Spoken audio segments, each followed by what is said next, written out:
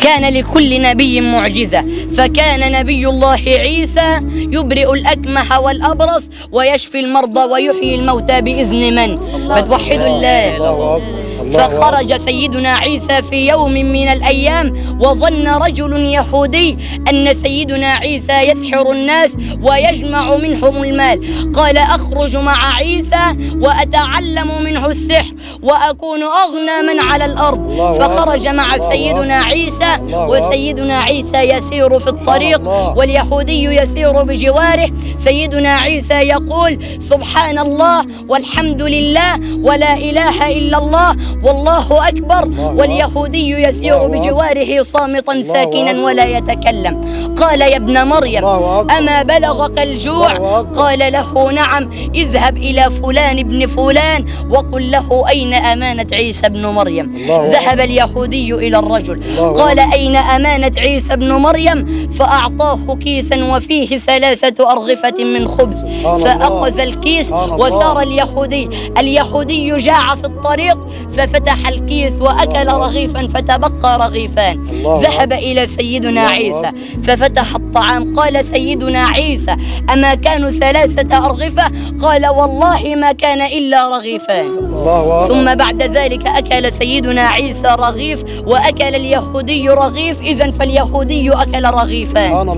سار سيدنا عيسى واليهودي جاءوا عند شاطئ النهر، قال سيدنا عيسى لليهودي ما بالك إذ عبرنا هذا النهر؟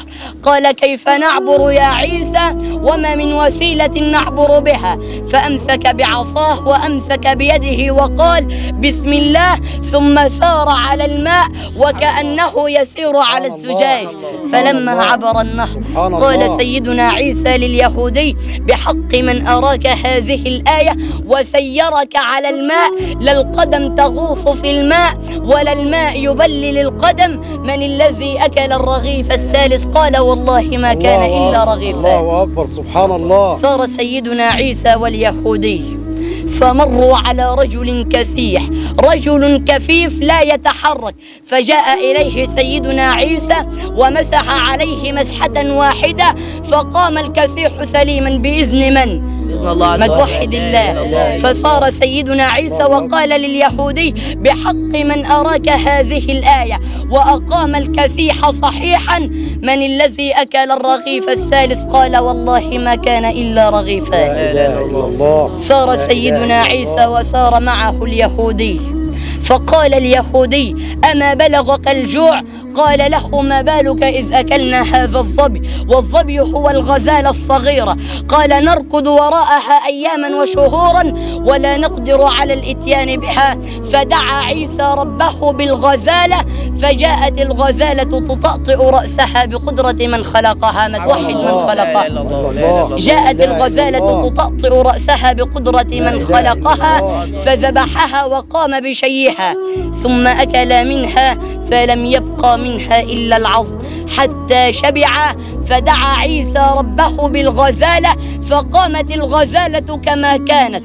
وضع اليهودي يده على بطنه في تعجب وقال أما أكلنا منها؟ قال سيدنا عيسى بحق من أراك هذه الآية والذي يحيي الأرض بعد موتها وأحيا الغزالة بعد موتها، من الذي أكل الرغيف الثالث؟ قال والله ما كان إلا رغيفان. صار سيدنا عيسى واليهودي فجاءوا عند باب المدينة فجلس ليستريح. قال سيدنا عيسى أدخل من طريق الجبال وأنت تدخل من طريق المدينة، لأن إذا دخلنا معا حسبونا لصوصا فقتلونا. قال له حسنا، فاستراح. ثم قام سيدنا عيسى ودخل من طريق الجبال ونسي عصاه عند اليهودي.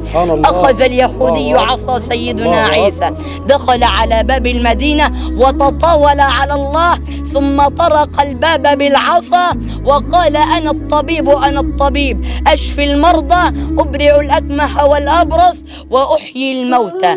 فنادى عليه الحرس ماذا تقول؟ قال أنا الطبيب أنا الطبيب، أشفي المرضى، أبرئ الأكمح والأبرص، وأحيي الموتى بإذنه. قالوا له الملك مريض منذ سنين ولم يشفى حتى الآن. فقال ومن يشفيه لكم؟ قالوا نعطيه 1000 دينار. خرج يبحث عن المال. قال لهم ومن يميته ثم يحييه؟ قالوا نعطيه 2000 دينار. ثم دخل إلى الملك وأمسك بعصا سيدنا عيسى فضرب الملك على رأسه ضربة واحدة فشق رأسه ومات الملك. يقول له قم لا يقوم. فقال الحرس اصلبوه إنه قتل الملك فهيا لنقتله. جاء سيدنا عيسى لأنه كان على طريق الجبال. قال أتقتلون صاحبي؟ قالوا نعم قتل الملك. فقال سيدنا عيسى ومن يحيي الملك؟ قالوا نترك صاحبه. قال اتركوه أو لا تتركوه ولكن تؤمنون بالله ربا.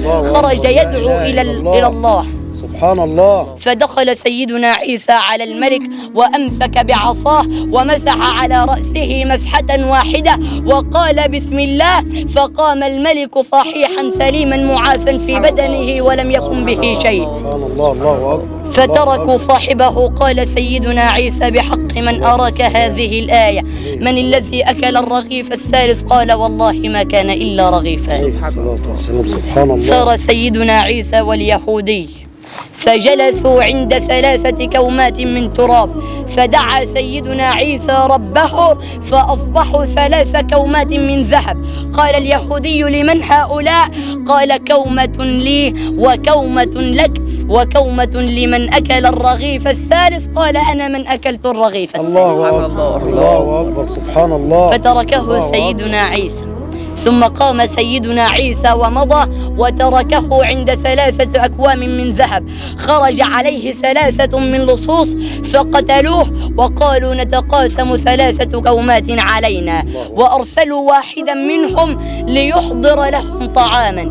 ذهب الرجل الثالث منهم ليحضر لهم الطعام. قال أضع لهم ثما في الطعام وأقتلهم وآخذ 3 كومات من ذهب. وهم قالوا يعود إلينا فنقتله ونتقاسم 3 كومات علينا. سبحان الله. فلما رجع إليهم هذا الرجل خرج عليه فقتلاه وكان قد وضع لهم السم في الطعام فأكل من الطعام فمات ومات الرجل ومات اليهودي.